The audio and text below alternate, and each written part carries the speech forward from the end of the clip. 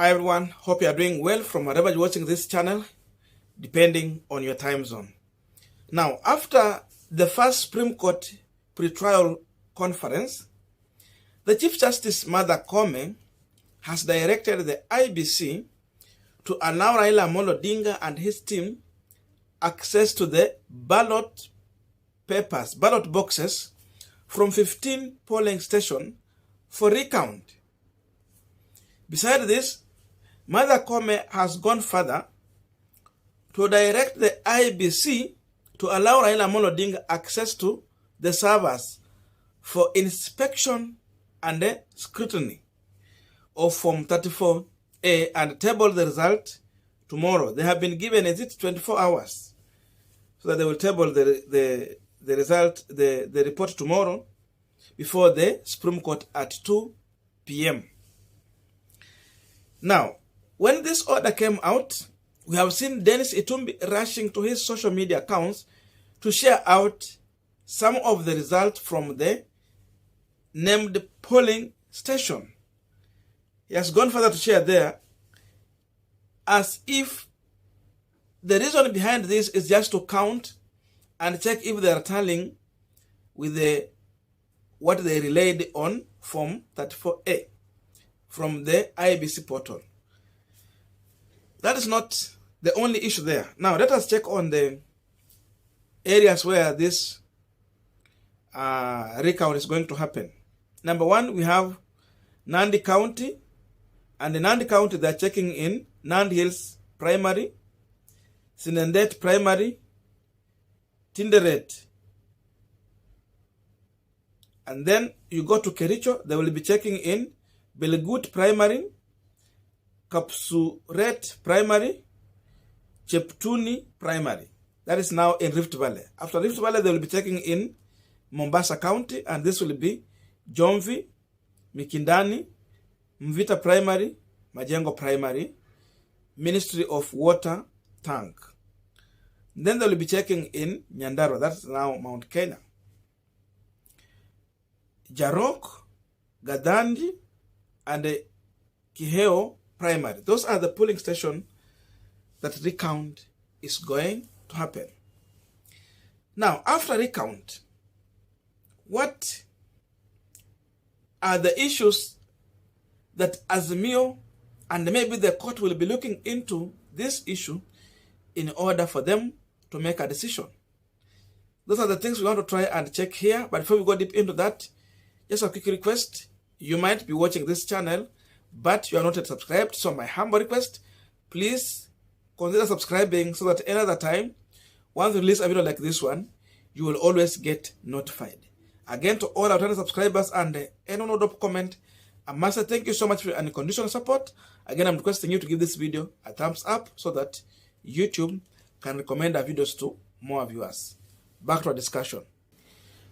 Now, some of the obvious reason here will be that this team is going to count the actual ballot in the boxes from the same polling station and compare whether they are matching with what was recorded on those Form 34A. Because again, we have the issue of original Form 34A and the claims of altering result from the IBC server. You pull down the form and you upload another one there. So that's the issue they are going to look into. That's why you see they're talking about inspect, scrutiny, and vote recount. What are you inspecting there? And what are you scrutinizing in these polling stations? Because there are also other issues. We have the issue of fake IDs. People have been able to use this one to come and vote. We have underage getting to polling station and they are voting. The issue of ghost voters. There was the issue of fake documents people are using to vote. That's why they have to scrutinize these results. Then they are going to compare what was relayed on the IBC portal as far as Form 34A is concerned. Because someone is going to pull down result and put another Form 34A there so that it can fit or suit what they want to achieve with this result as far as the interest of their client is concerned. So that's why they are going to do this. It's not only what Dennis Itumbi is just rushing to tell people here, that, oh, here is the result from the portal, and there's nothing big they will get there. You know, it's just trying to play with the mind of Kenyans and confuse the people here. So there are more than that what Dennis Itumbi is hearing that Azimio is going to check into as they recount these results. Because the question is, how do you explain in a polling session, for example, in an area where we have registered voters like 45,000, and then in the same area you have vote turnout 30,000, and then you get maybe William Ruto anapata a certain number of votes, Raila Odinga a certain number of votes, then total valid vote casted unapata inakuwa 50,000 or 60,000. So unajiuliza, where did 5,000 come from, or where did 15,000 come from? This question can be answered by scrutinizing and inspecting these ballot boxes. They will answer that question. Now, with the issue of accessing to the server, of course, they want to look into the technology that was used, the system, the security policy, and then the other things include the password policy, password matrix, owners of the system, administration password, system user, and level of access. Then workflow chart. These are the things they are going to check into that server so that they will understand if there are other individuals, because there are already claims, there's an allegation that we have Venezuelans who came to this country together with the other two Kenyans that got access to IBC servers illegally. And they had the ability to change some content there. So they can change the result. They can alter the result. That is the level of accessibility according to the claims these Venezuelans and the two Kenyans had. So the issue here for the Azimio side is to come out with evidence of the allegations they have already made at the Supreme Court. That's why they are being granted this access. Unlike 2017, when they said open the server,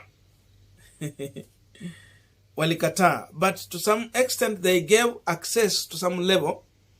Orengo walienda huko, and when they came back, Orengo assured Kenyans that they have a bombshell from what they have seen to the level they have been given to access those servers. Lakini hawakufungua complete 100%. So I think this is the same thing Mother Koome is doing here.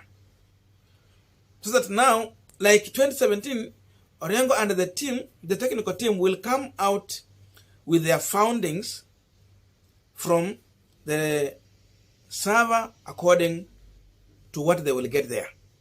So that they can now build a strong case with a watertight evidence to prosecute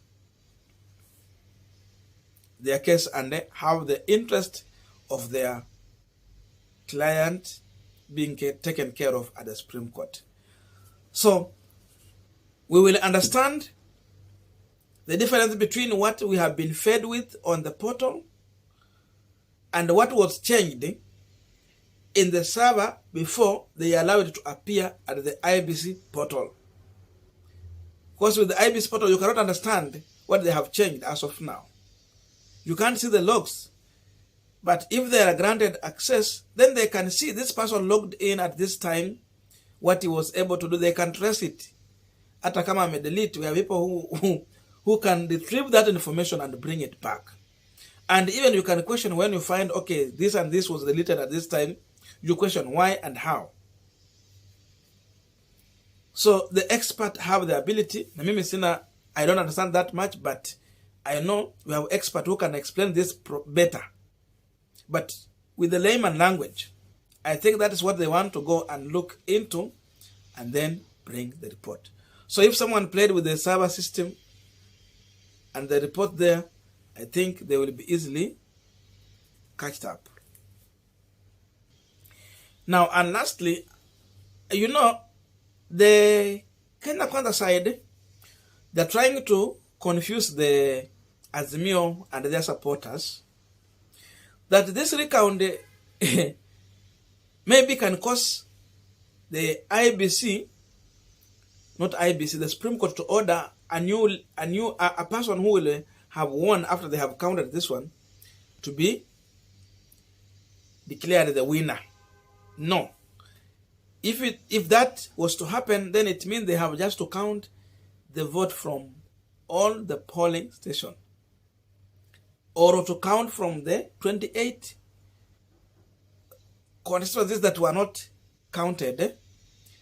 Then from there, they can make a decision of that level.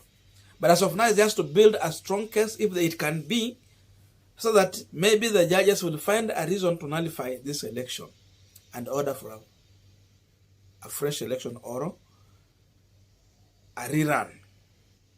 See you in our next video, but let us meet in the comment section to have a continuation of this conversation. Tell us what you think about this